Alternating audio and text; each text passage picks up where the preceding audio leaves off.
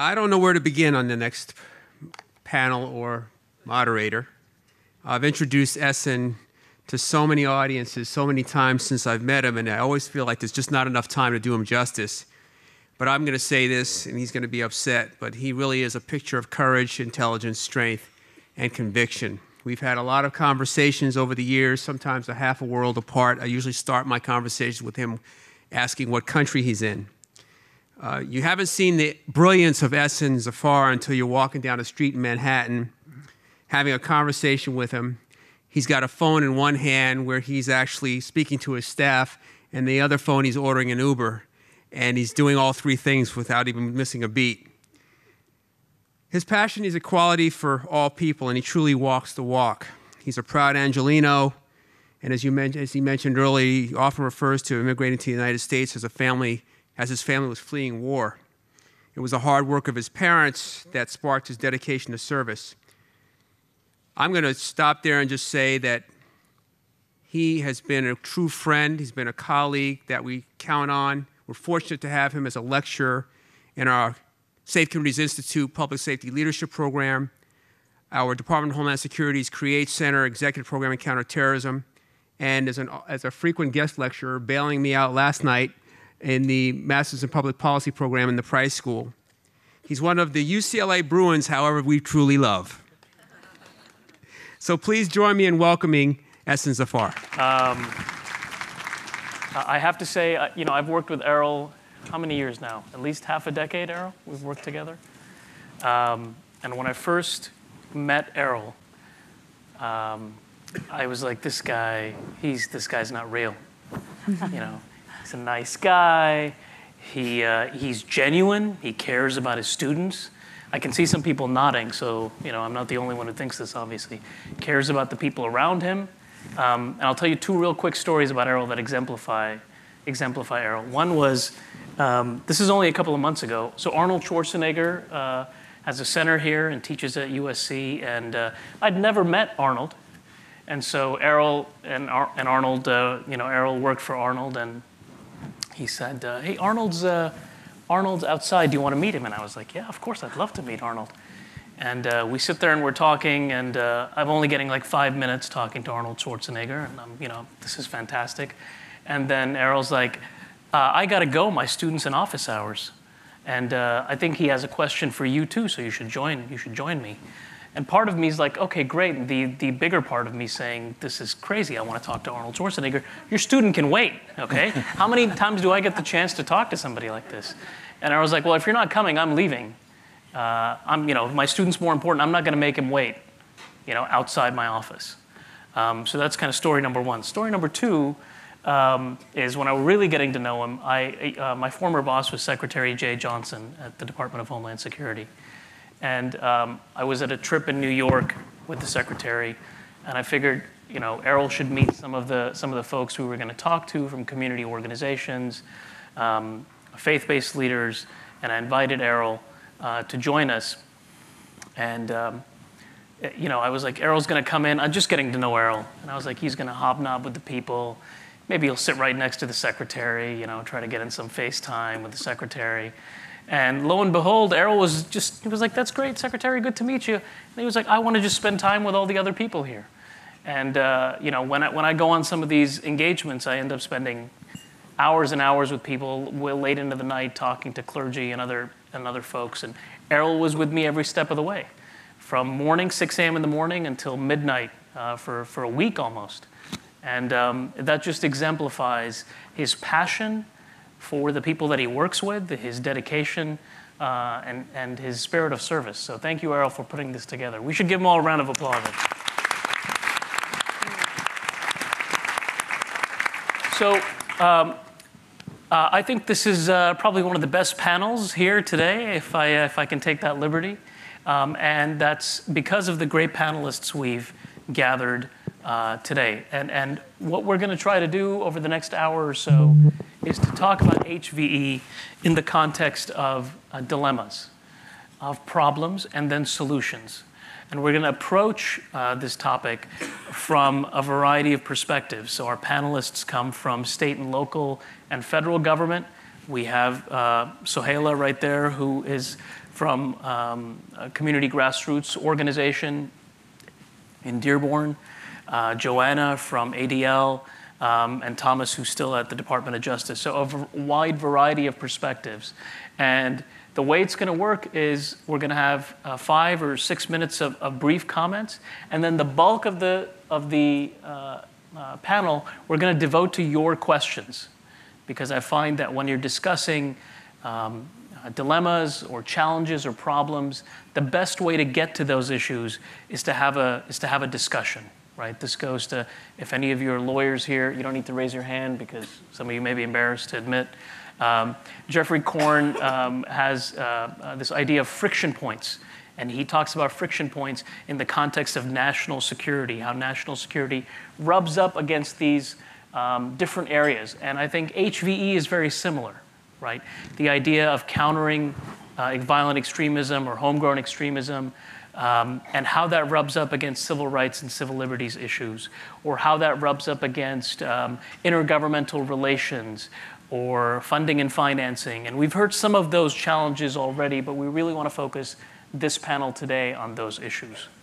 So with that, I'm going to give really brief introductions, and then we'll just go through a brief statement from each of the panelists, and then we'll open it up to your questions.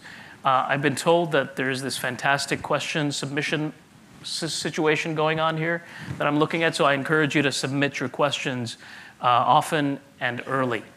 So I'm going to start with the introductions, and then I'm going to give it to the panelists. Our first panelist is going to be Arif Alikhan, somebody I've had the pleasure of knowing for some time. Arif is at the LAPD currently. Arif, I'm going to forget your title because it's quite a title. He's Director of Constitutional Policing at LAPD. Formerly, he was Assistant Secretary at the Department of Homeland Security, where he worked on policy development. Prior to that, he was a Deputy Mayor for Homeland Security here in LA, so I'm sure many of you know and have worked with him over the years.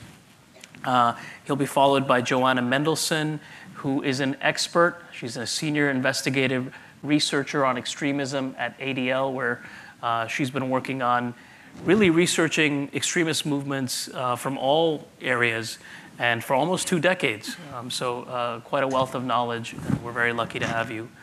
And then Thomas, there all the way at the end, a colleague of mine from the Department of Justice, another federal, a fellow federal colleague, where he's counsel on domestic terrorism. And prior to that, Thomas was at the FBI, so he's going to talk a little bit about some of the dilemmas he faces as a lawyer from a legal perspective, looking at issues of HVE. And then finally, last but not least, Suehaila from Detroit, Dearborn area. Suehaila has a long history as a community activist and organizer. She's worked on a host of issues with the federal government and state and local government. She's really a leader in this space. Prior to her current role, she was at the University of Michigan, where she worked on international development and recruitment. So a fantastic panel today. And with that, Arif, I guess I'll give it to you to maybe talk a little bit about, your perspective on how this area, homegrown violent extremism, and institutional efforts in this area have evolved, given your experience both at the mayor's office, at Department of Justice, then as a leader at Homeland Security, and now at the LAPD. Sure. Well, thank you, Ehsan, and thank you, everybody, for having me. It's great to be back at USC, not only because this is such an important institution to the LAPD, but also because seeing so many people here through all the many different positions I've held over the years, whether it's here or in Washington, D.C. Ehsan was kind. He didn't go through all of them because oftentimes I like to think that I've had great opportunities to help contribute. My wife often reminds me that I just can't keep a job. So, but the benefit of having all those different opportunities has given me a perspective that might be a little bit different than some about some of these important issues when it comes to countering violent extremism, homegrown violent extremism, terrorism, radical Islamic terrorism, whatever it may be. So as part of that, I think we all have to go back and think of what it was like right after 9/11. We were all shocked and we were all bewildered. Nobody really understood what happened, why it happened, was it going to happen again, what would be the drivers for that, and what were we going to do as a country, as a community, as a government to deal with something that was a serious threat that killed so many people on that day. And I think nobody was, I mean, I think everybody was very poorly prepared to deal with that. And so you saw the immediate aftermath of 9/11 all about, well, what are we going to do militarily? What are we going to do about other suspects who are out there? How are we going to protect ourselves? All of those sort of immediate responses to dealing with the situation. And there was a lot of debate even what to do in that aspect of it. At some point, though, there was a realization, well, what kind of problem are we facing? Is it about a group? Is it about individuals? Is it about just violence? Or is it, as it turned out to be part of the discussion, is this about an ideology or a theology? Was it a war of ideas, a clash of civilizations? All these things that happened right after, and we really didn't have any answers. So you saw an effort, I think, a well-intentioned effort at that point to try to figure out what to do. And shifting more than just how do we deal with this militarily, legally, those types of things, but how do we deal with it as a social issue? And all of a sudden, we realized we don't really know, but of course there were a million experts who kind of popped up and said that they knew. Experts on Islam, experts on terrorism, et cetera, many of whom didn't have a lot of credibility, who all of a sudden began to be in the policy discussions. And with an absence of expertise and understanding of this problem, we kind of took a lot of different directions and a lot of mixed messages. We're not at war with Islam, but we're fighting an ideology. What are we going to call it? Well, we're calling it Islamic terrorism. Well, if it's not a war against Islamic terrorism, if it's not a war against Islam, why do we call it Islamic terrorism? We have to deal with at-risk communities. A variety of things that were sort of against what we wanted to talk about. Then things evolved, and then the evolution to a new administration, which is where I got involved in the Obama administration on these issues. But I just want to back up for a second, because at the time a lot of this was happening, I was here in Los Angeles in 2006 working for Mayor Antonio Villaraigosa, where not too far from this university, we had a much worse gang violence problem in the city of Los Angeles than we do today. And I worked with people like Connie Rice, who had done an extensive report on what we needed to do to deal with this longstanding problem of gang violence. Earl Pasinger was at the LAPD. And how do we deal with something that Bill Bratton, who was the chief at the time, said, we're not going to arrest ourselves out of the problem. And it really was focused on the partnerships with the community that we had to develop, and not demonizing communities, not isolating communities, not saying it's their fault that there's so much violence in their backyard, and that they're not helping the problem, they're hurting the problem. And that shift in paradigm that the LAPD did over many years, but I think really that effort to build a holistic approach to dealing with violence in our communities made a big difference. It made a huge impression on me because it was the essence of community policing. Collaborative partnerships and collaborative problem solving with people who really are on the ground, have a vested interest, and most likely have the solutions that government is not going to have. So when I went to Washington and this debate came up again about having to deal with, on a social issue, there was still a lot of discussions about it in the same way, looking at the problem as we had at-risk communities that needed services, that there was a threat of radicalization as if it was a virus that was going to spread through an entire community simply because of their ethnic or religious background. The idea that we have to have a counter-narrative, we have to endorse moderate Islam, and all of these different things, which, as I mentioned, were all very well intentioned, but really maybe weren't as thought through as they needed to be. And we had a lot of debates at the White House and elsewhere. And from my perspective, I thought, well, first of all, we have to remember government's the first rule is from the Hippocratic Oath: do no harm. Don't make things worse. Don't use language that's actually going to be counter to what you're trying to do. Calling al-Qaeda jihadist is adopting the propaganda of the enemy. That's what they want to be called. They want to be known as holy warriors, so why do we keep doing it? I remember somebody telling me, he says, well, that's what they call themselves. And I said, so when do we start adopting the language of the Nazis in World War II, because that's what they call themselves, or other types of things? Don't reinforce that. The second thing was, if we need the community, and this is particular to the American Muslim communities at the time, especially in the Somali American communities, because one of the major issues at the time were foreign fighters, young men and women going to fight for al-Shabaab. But thinking that there's a whole community that's at risk, basically going in and saying, well, we're concerned that you're going to become terrorists, and so that's why we're here. That's not going to endear yourself to any community. And needing to shift and look at it, it's got to be about community partnerships. It's got to be about, we have a problem and we want to solve it together. And I think that was the major shift that in the last administration we really emphasized. However, I think it's also still been sort of a hybrid. One of the issues that came up is, well, who should be leading this effort? Should it be the FBI? Should it be Health and Human Services? Should it be the White House? And there are problems with any of those government institutions sort of leading the effort. In particular, one of the debates was the FBI. The FBI should be the ones going in because it's a terrorism problem. But yet we didn't want to call it terrorism. We wanted to say, hi, we're the FBI, we're here to help, right? But not what was called securitizing the problem, not making it all about, oh, well, all we're going to talk about is terrorism. And I said, well, if the issue isn't terrorism, why is the FBI there? And not having that transparency is very important. Because on the police level, when we go into communities and we're talking, there's no misunderstanding why the LAPD is involved.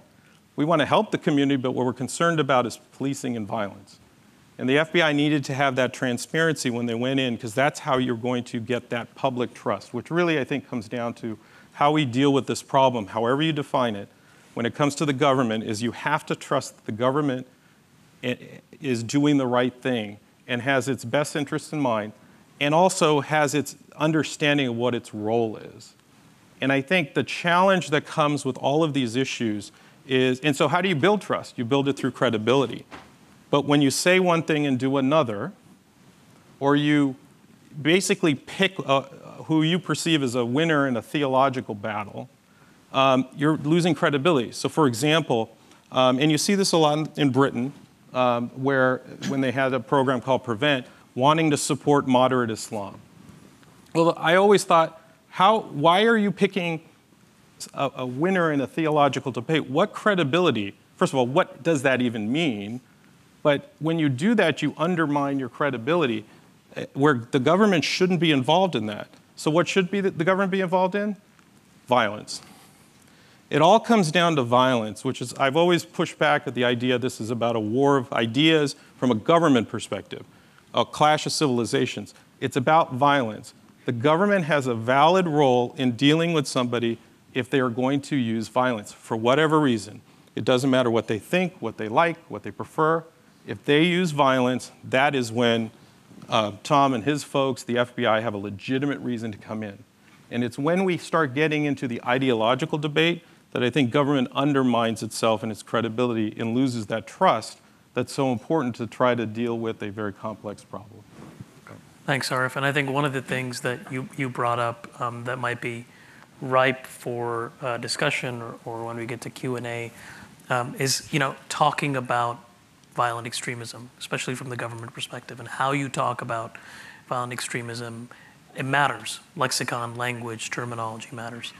Joanna, as you think about what Arif has said, and as you engage us with your presentation, which is, by the way, very good, it'd be interesting for us to hear maybe some of your comments on that front as well, in terms of terminology as well, from a non-government perspective. Fantastic. Is it up there? Can I ask that you put it up on the screen? Thank you so much. So thank you for that opportunity to speak here today, and to Errol Southers for organizing this conference. ADL is so glad to be part of this opportunity. So I'm Joanna Mendelson. I'm with the Center on Extremism for the Anti-Defamation League.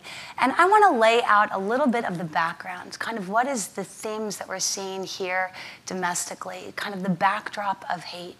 Now, anecdotally, we've all heard examples of hate across our country, hate crimes, hate incidents, and so forth. But we're on the heels of perhaps the most vitriolic political campaign in history. And during that time, we saw the tropes of racism, bigotry, anti-Semitism, misogyny emerge. And certainly that has been a starting point, and it has really emboldened a lot of those groups that historically, my 17 years, existed behind in the shadows. It has really allowed those individuals to come to the light, to become proud of their views and their ideology.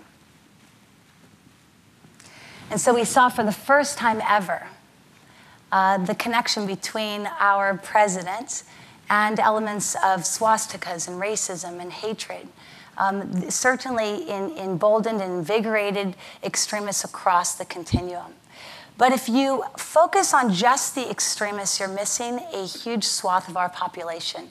In fact, the majority of those who are perpetrating anti-Semitic incidents, hate crimes, and so forth are not actually card-carrying members of extremist organizations. They're not members of the National Socialist Movement or the Loyal White Knights, but they have a racist or hateful belief that they're willing to act on. We saw examples of how that xenophobic message, how anti-immigration, anti-Muslim rhetoric translates into action, where individuals are motivated to carry out heinous acts. This past January in Kansas City, Missouri, 2 Garmin engineers, one of them shot down fatally as the alleged perpetrator yells, "Get out of my country." The following month in Kent, Washington, an individual, a member of the Sikh community, is in his driveway and he's shot as another perpetrator says, "Go back to your country." And just a few months after that, in May, you all know the headlines of the Portland, Oregon story, in which an individual who begins harassing 2 Muslim women, one of them wearing a hijab. And some brave individuals intervene only to be fatally killed and stabbed. 2 of them died and 1 of them is in recovery. And so we have these examples across the country where people are motivated by the rhetoric, motivated by the vitriol to take action. ADL just last week came out with our anti-Semitic incidents study. We've been tracking anti-Semitic incidents since 1979. And what we found, if you compare quarter 1, 2, and 3 of this year to last year, we see a 67% increase in anti-Semitic incidents nationwide.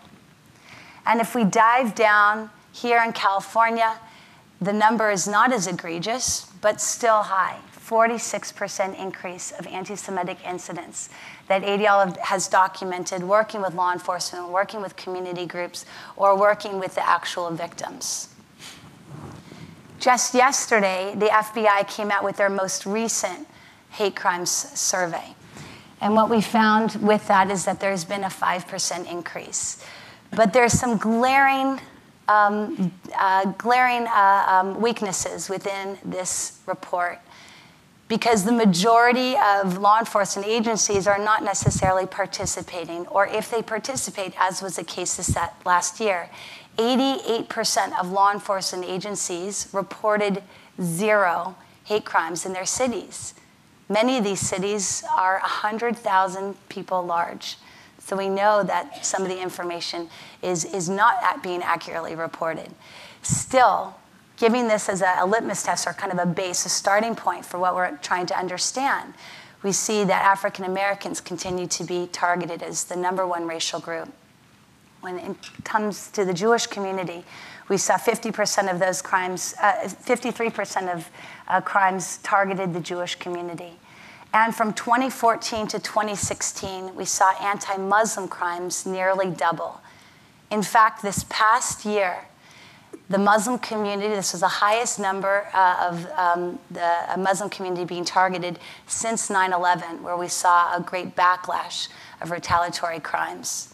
And so there's certainly a climate of hate that we see here in our country that I think that it's an important element to discuss when we're discussing all the themes today. But narrowing it down to extremism and understanding the ideology is very significant. Here in California, I used to cover an 11-state territory in the South, so I thought it was going to be a cakewalk when I came to California and I had one state. We have the largest racist skinhead population in the country, predominantly headquartered here in Southern California. Kind of an alarming fact. But the groups that I typically would have tracked would tattoo themselves, heavily tatted with swastikas and blaring racist imagery. And their ideology was very obviously hateful. The characteristics that define them were clearly hateful. But what we're seeing today is essentially a repackaging of hate. We're seeing this sugarcoating. It's the same old white supremacy, but just dressed up in a three-piece suit with a fashy haircut, perhaps. But it is the same ideology that espouses the 14 words: we must secure the existence of our people and a future for white children. It's the same 14 word. It's the same white supremacy that advocates to push back against the rising tide of color that are turning them into minorities, and the fear, the hatred, the anti-Semitism and bigotry, as well as the nationalism. They call themselves white nationalists. That's the term that they want to use. These are white supremacists, essentially, the same message as before. But instead of saying words like race, they speak about culture. They talk about Western civilization. And they talk about, dressed up terms, essentially, white survival. And it's essentially the same old message. Charlottesville was certainly an eye-opener. ADL tracked that this was the largest white supremacist event in the last decade. And what was so alarming about this particular event is it was a who's who, kind of a big tent event of varying ideologies that historically had not worked together, would not work together, but united under this one umbrella of hate. And we saw the anti-Semitic narrative as they yelled, "You will not replace us," and the trope changed to "Jews will not replace us." Certainly very alarming. And so that leads us to my final point of the dilemma. The dilemma that we have here today is the need to focus, not limited in our focus on Islamic extremism, but to really be holistic in our approach when we're dealing with countering violent extremism. In fact, Sasha mentioned earlier, ADL statistics related to domestic-related killings of all the domestic extremist groups across the country. The majority of them, 74%, come out of the right-wing extremist population. That includes white supremacists and anti-government extremists, such as the sovereign citizens and militia and so forth. And so it's very important that we keep the focus. We understand statistics, not visceral reactions to the circumstance. And not only showed the 10-year snapshot, but certainly a 25-year snapshot. So going back, if we look at the last quarter of a century, we see that right-wing extremists, in terms of terror plots and conspiracies, come out of right-wing extremist population. And so the common denominator between both sides of the population, both sides of the extremist ideology, is certainly that it's not necessarily the ideology. The ideology is the dressing.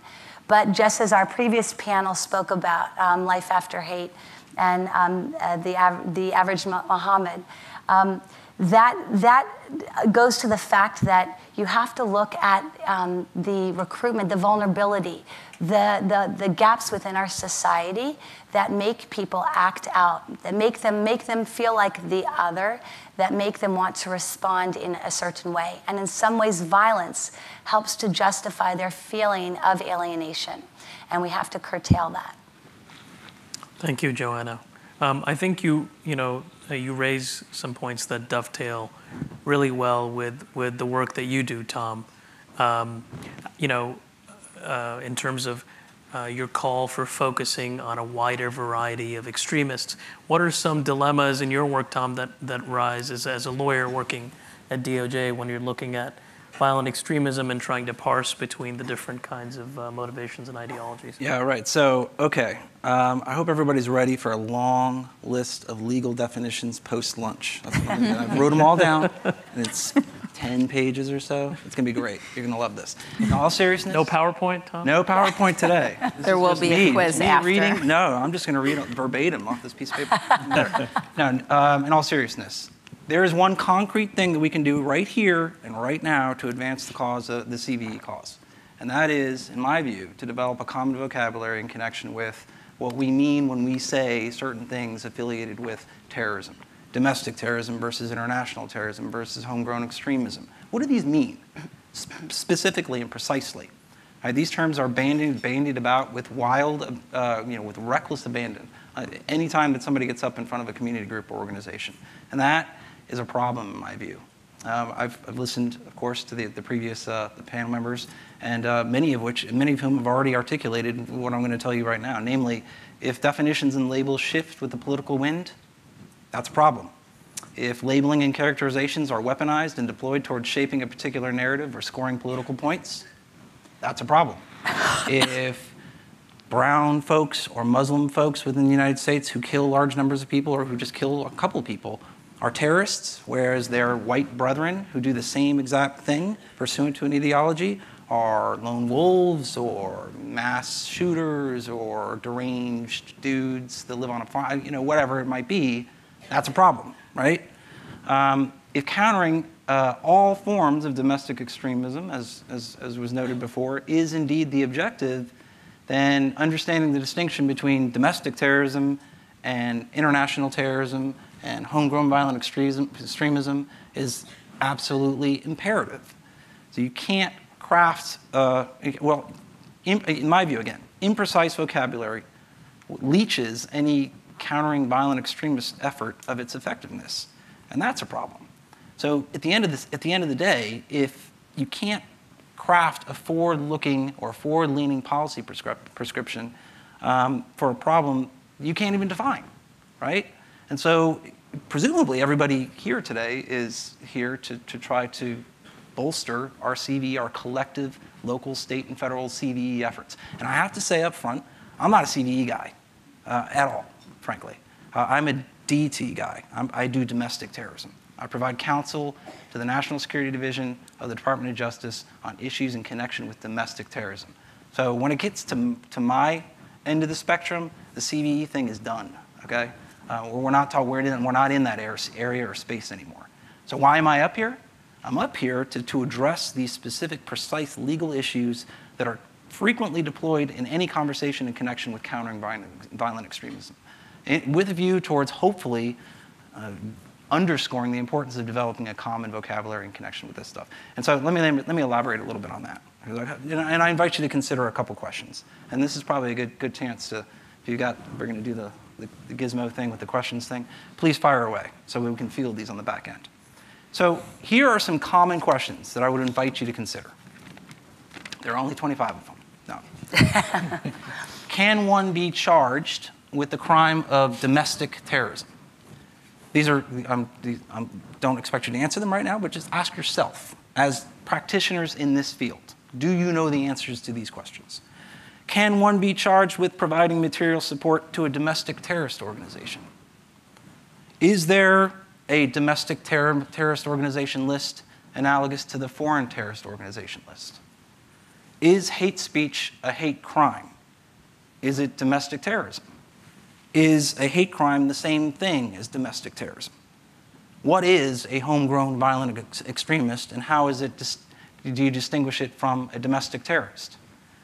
So, and again, I'm not up here to preach. I'm up here to invite folks to kind of to understand that the central importance, again, in my view, of getting these questions right, because I think that if you can't answer these questions and you're working in this area, then that's going to directly impact your credibility when you stand in front of a local community group and you purport to be telling them about terrorism. We're all professionals here. So again, and I feel like I'm lecturing, and I get that, and I apologize in advance, but I will tell you that folks within government, within the federal government, oftentimes within the Department of Justice itself, struggle to get these terms correct, and moreover, to deploy them objectively and consistently as they move forward in their work. And that creates a cascading level of mistrust that ultimately dissipates into the broader public, and those folks outside of government, many of you are outside of government, are left peering into the black box of the decision-making process that is the federal government. And then you're invited to divine your own causes or speculate as to the rationale that behind these characterizations or these labelings. And that's a problem. So let me give you a couple of facts, mindful of my time here. Domestic terrorism is defined under federal law as activities that occur within the United States that appear to be intended to coerce or intimidate a civilian population or to affect the policy of a government through coercion or intimidation. It's a bit longer than that, but the point here is there's a precise legal definition of domestic terrorism under federal law. Moreover, and here's the kicker, there is no sanction associated with that particular definition. What do I mean by that? What I mean is, to answer one of the questions that I posed to you before, nobody can be charged with domestic terrorism per se under federal law. There is no such criminal law. It doesn't exist. This, obviously, as you might imagine, greatly complicates efforts within the government, in the federal government specifically, to characterize an incident as domestic terrorism, especially during the course of an active investigation or during litigation in connection with a particular matter, right? Because typically, your common variety domestic terrorist is going to be charged with something like maybe being a felon in possession of a gun, or maybe possessing an unregistered machine gun, or maybe using an explosive device. None of those charges involve terrorism per se, right? And so the question becomes, how do we characterize that particular matter as domestic terrorism? Because it requires a two-step process, namely charging the individual with one of these unaffiliated crimes and then saying, wait, pause for a second. Let me evaluate the underlying criminal misconduct associated with this person and determine whether it meets that federal statutory definition. Now, who's going to do that? Who does that in the federal government? And the answer is nobody, really, at this point, right? And that's a problem because, frankly, it puts us in a situation where we struggle to articulate how many domestic terrorism crimes we may be handling on any given event, at any given occasion, right? So if Congress were to call up and say, hey, Department of Justice, how many domestic terrorism cases have you charged in the last calendar year?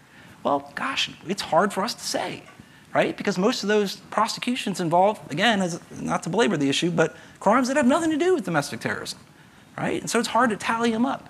And that creates a problem. Okay, moreover, just like I said, there's no crime criminalizing domestic terrorism per se. Guess what? There's no crime outlining providing material support to a domestic terrorism organization. To go one step further, there is no such thing as a domestic terrorism organization list analogous to a foreign terrorist organization list.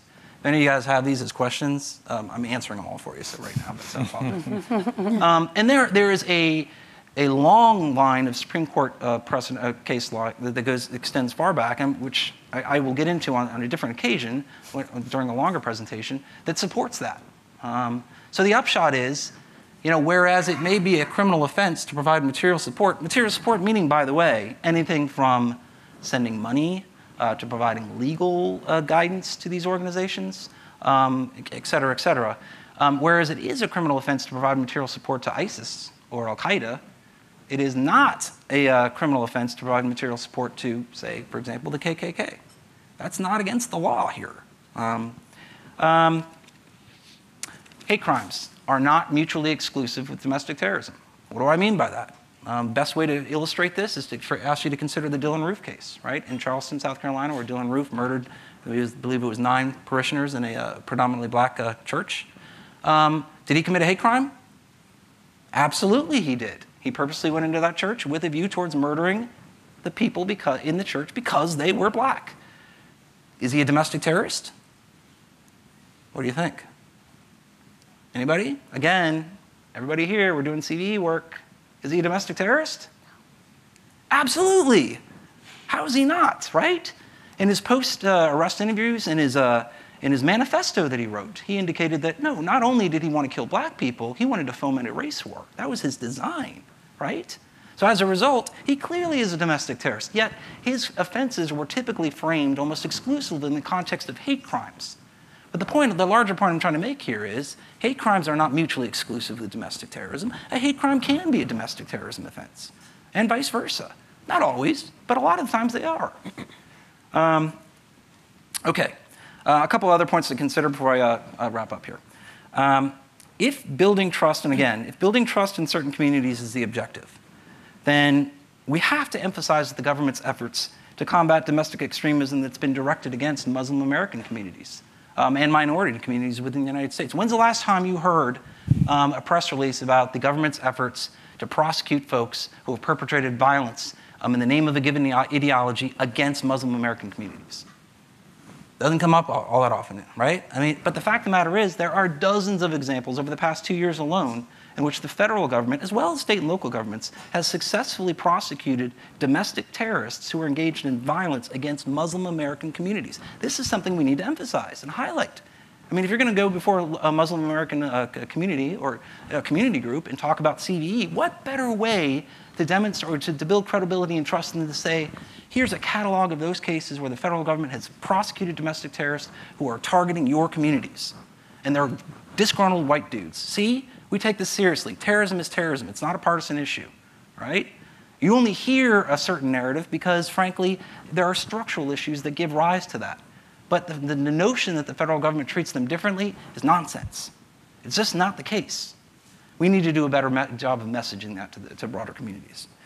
I also want to highlight the primacy of civil liberties, which was noted earlier in connection with domestic terrorism in particular, right? Civil liberties interests are at the forefront of any effort to combat domestic extremism, right? As they should be.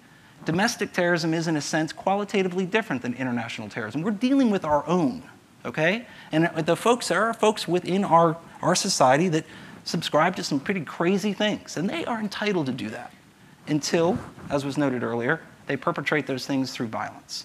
That's when the federal government steps in, okay? Again, hate speech is in the main, not always, but in the main, protected speech. And that confuses a lot of people and shocks a lot of people, but it is the truth. Let me give you one solid example of this to try to illustrate what I'm talking about. Is anyone familiar with the Weather Underground?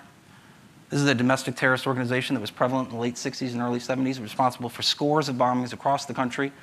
The Capitol building, the Pentagon, the New York's NYPD headquarters, Bank of America headquarters, right?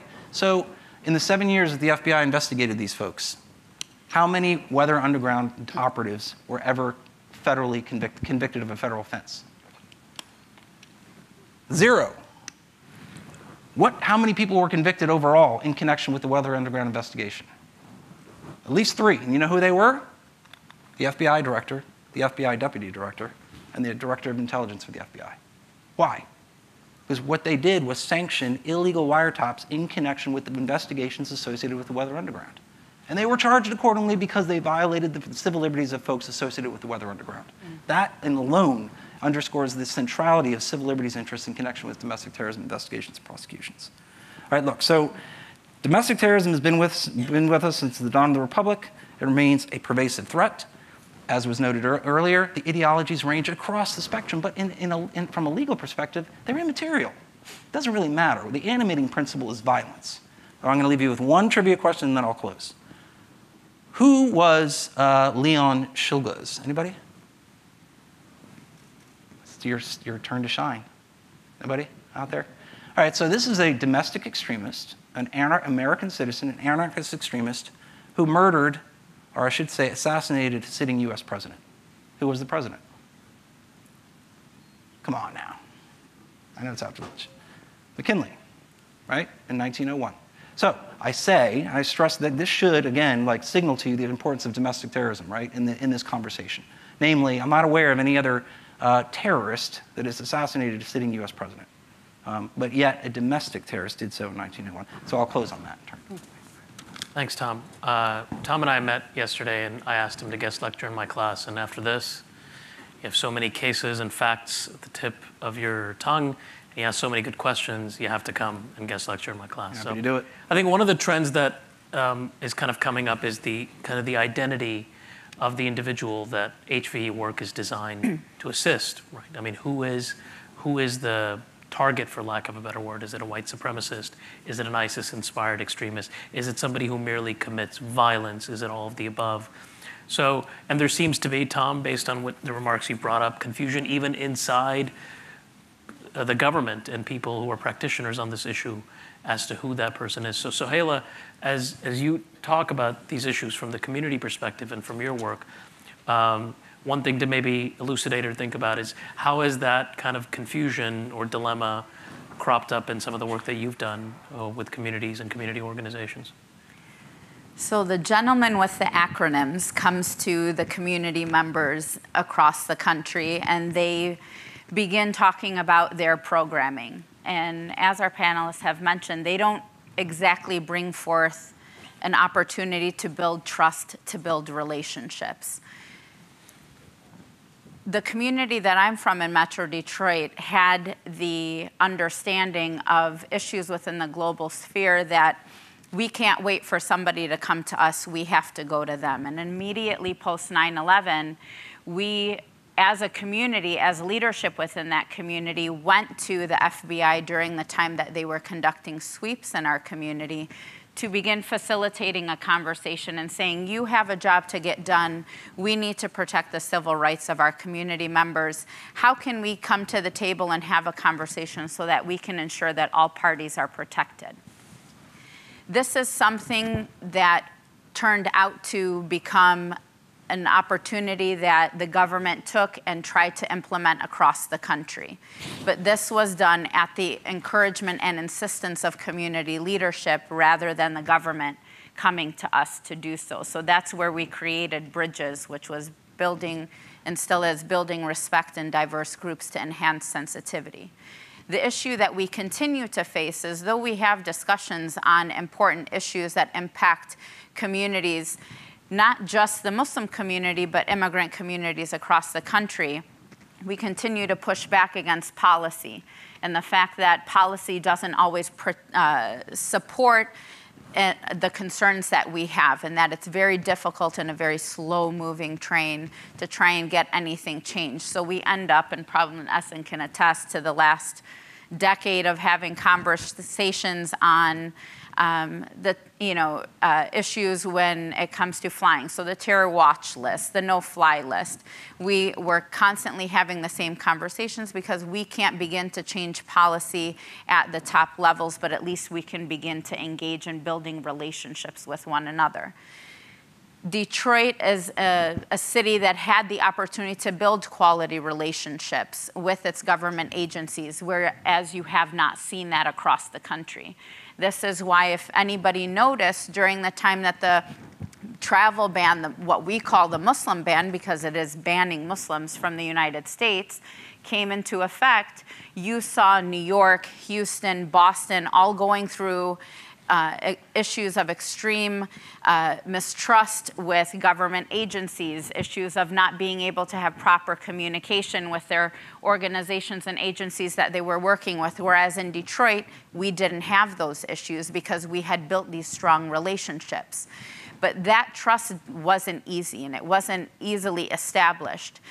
I'm one of those people that worked on both ends. I worked with Department of Defense immediately post 9/11 as we went into war with Iraq, learning about programs to begin shifting the way communities saw their linguist and translator program, so that our community members, especially coming from an area that had a high population of Iraqis, coming in to get them to work with Department of Defense and help them to understand the opportunities that came with working with the armed forces as opposed to working with contractors paying 10 times the amount to these individuals. Then I worked with Department of State and still continue to meet with IVLP delegations from all over the world discussing human rights and civil rights and issues pertaining to CVE and counter-radicalization programming. I worked with the Office of Farah Pandith when she was working directly for Secretary Clinton. I travel globally on behalf of Department of State, on behalf of DOJ, on behalf of DHS.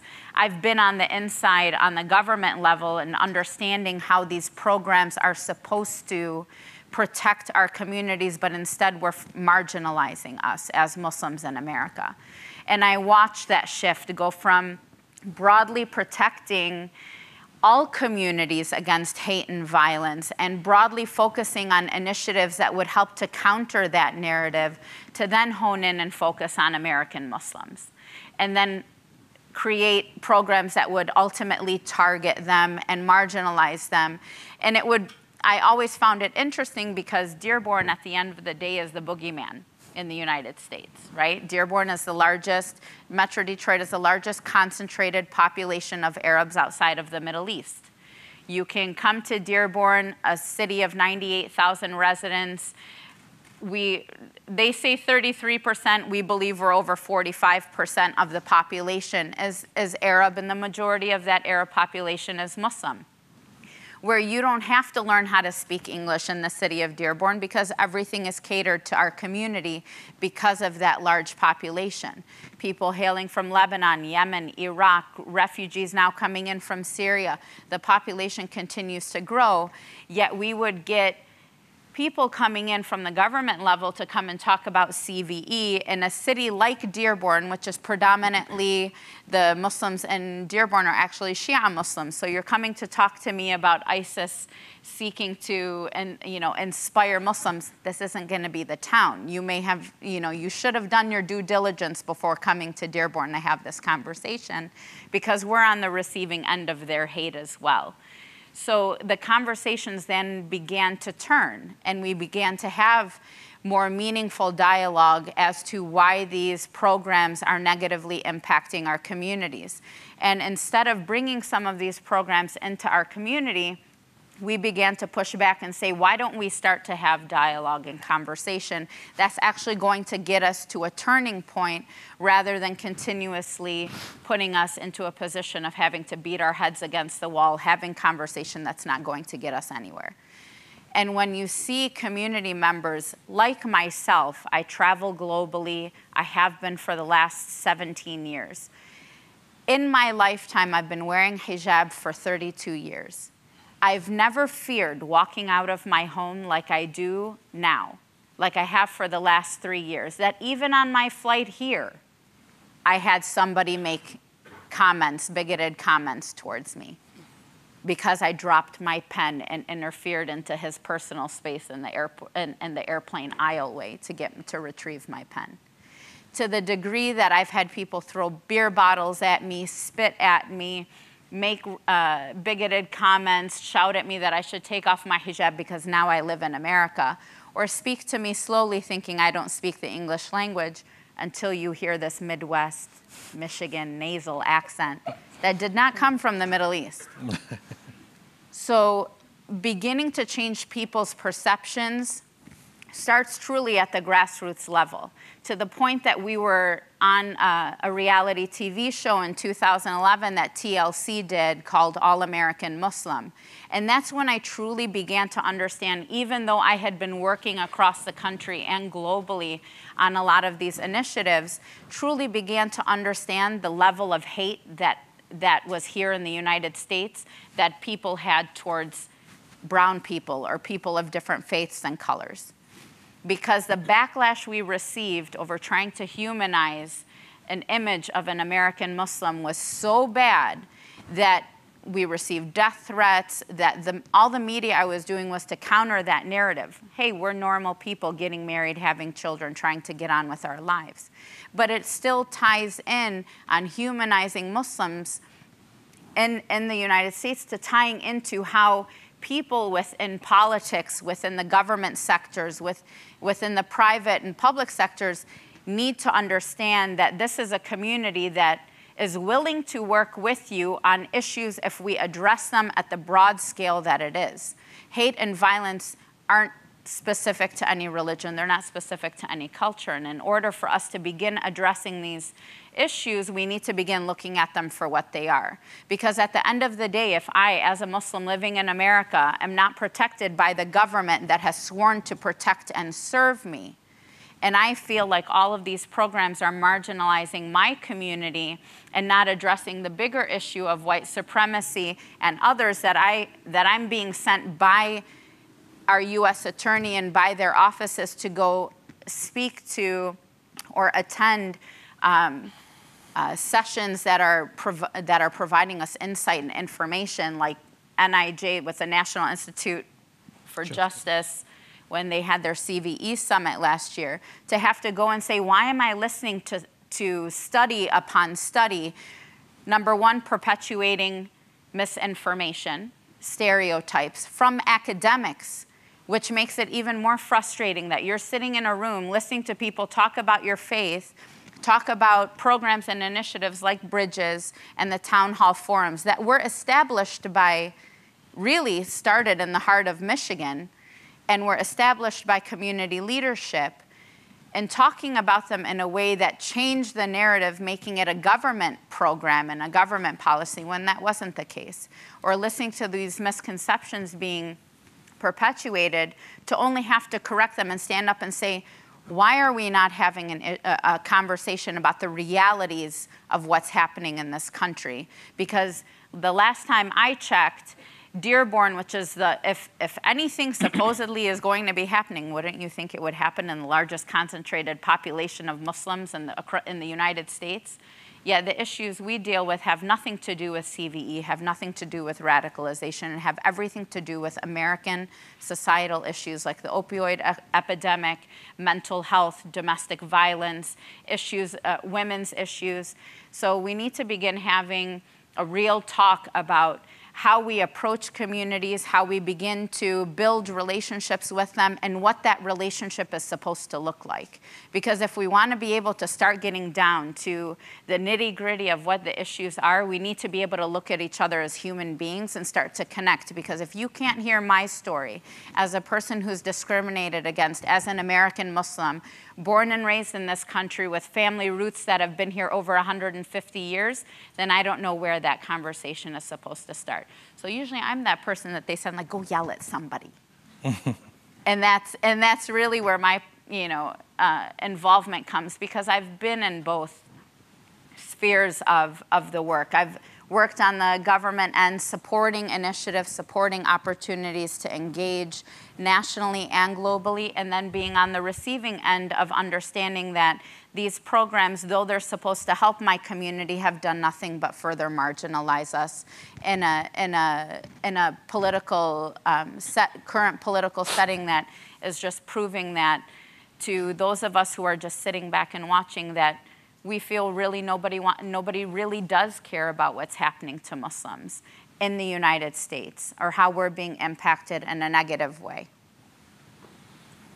And it doesn't just start, like you said, that was powerful, and thank you for sharing all of that. It doesn't just start at the grassroots level, but also for the many of us that work in policy or in government at the grass tops, or for lack of a better word, institutional level. I remember when I took the secretary to Dearborn 3 times, 2 different secretaries. Both times they looked at their briefing materials that I prepared, and they said, there's nothing here in here about immigrants, and I had to be like, well,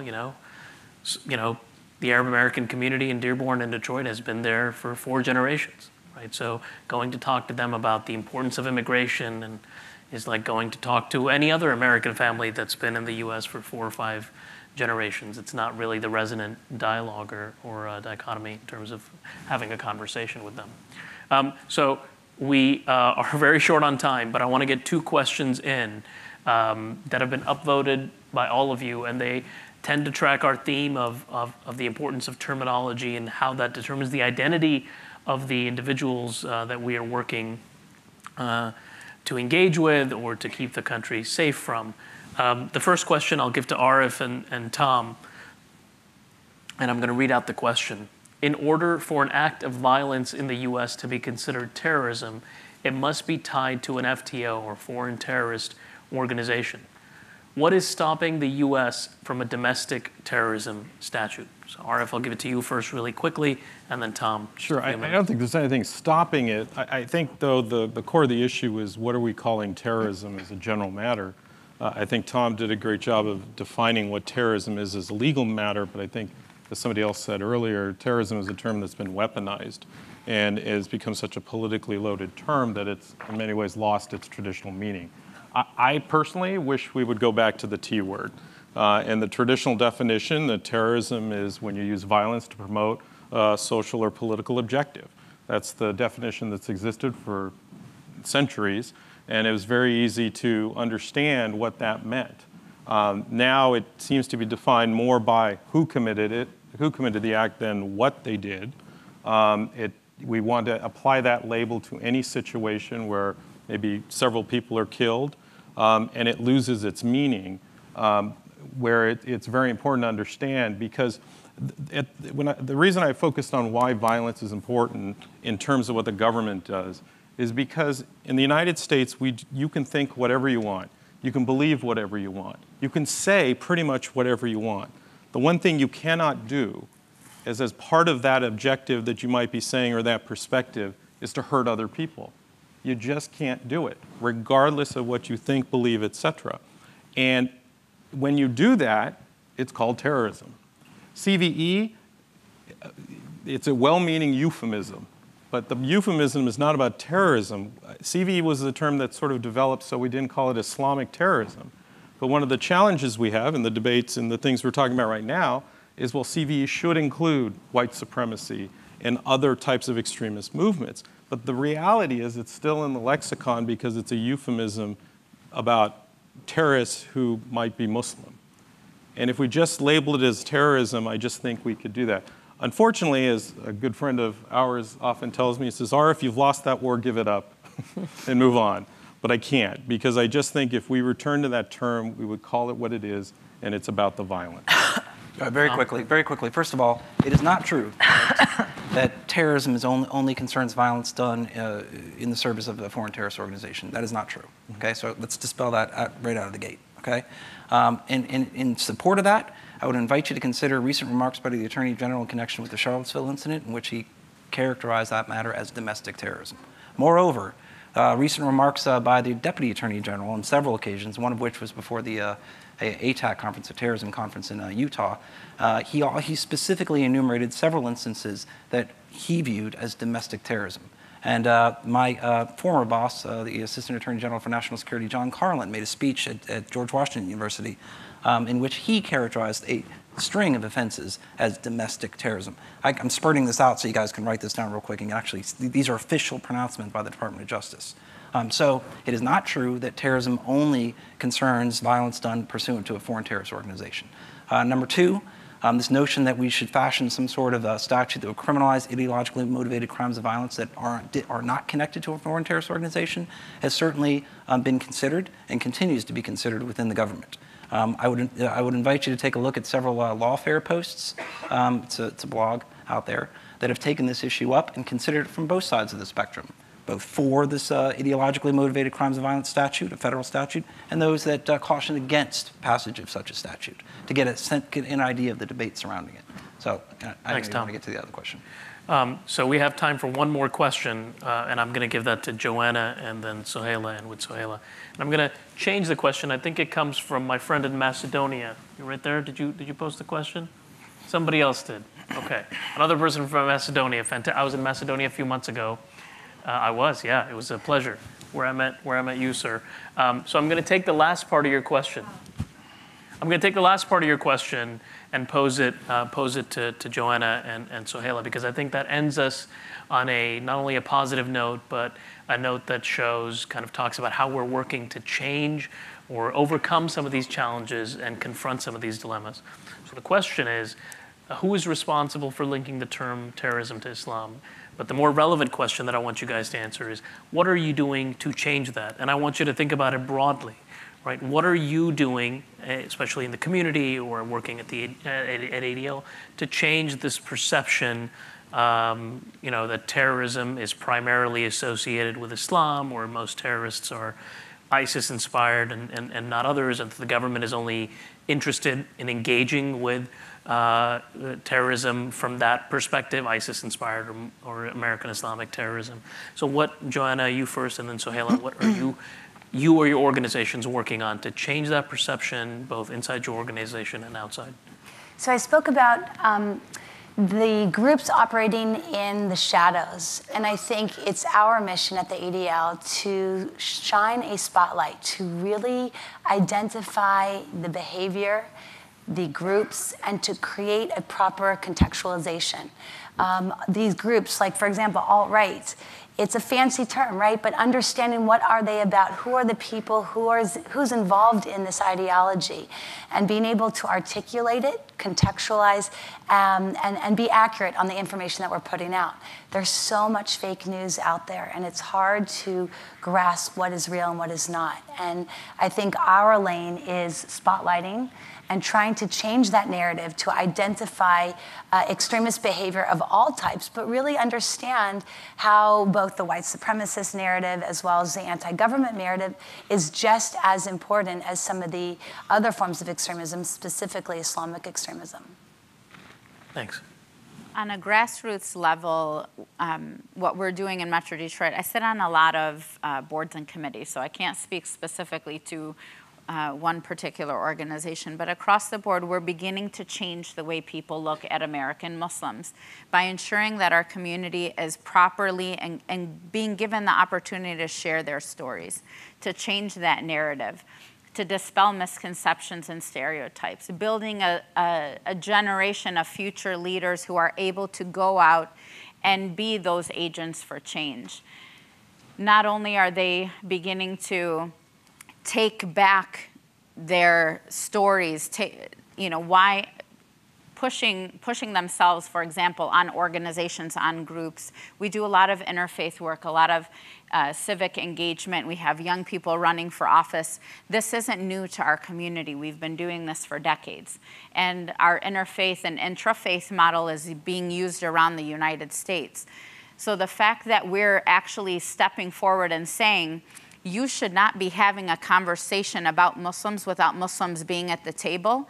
I don't want to know that there's a bunch of white guys in a city in a suburb of Metro Detroit having a conversation about Islam without a Muslim being at that table or without one of our clergy being present. That we're starting to take back our narrative and ensuring that we're the ones telling our stories and that we're the ones getting involved in every aspect of society and civil society so that we can begin showing people the reality of American Muslims as opposed to them just taking the perceptions that they're being given, whether it's through media or politics, and being able to change the way they see us as Americans and as human beings.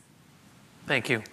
And we'll end with that. This is not, these kind of issues, these dilemmas, they're not going to get solved in an hour or so long panel. This was just to give you a taste, since you are thought leaders in the HVE space. I invite you to come up and talk to the panelists, engage them in dialogue. These are friction points that require a lot of time to sort through. But they're important issues for us to consider. And I want to thank again Errol, the SCI, and Price, and Dean Knott for giving us the space to have a frank and honest dialogue about these issues so we can improve our work in the communities that we serve. So with that, let's give our panelists a round of applause.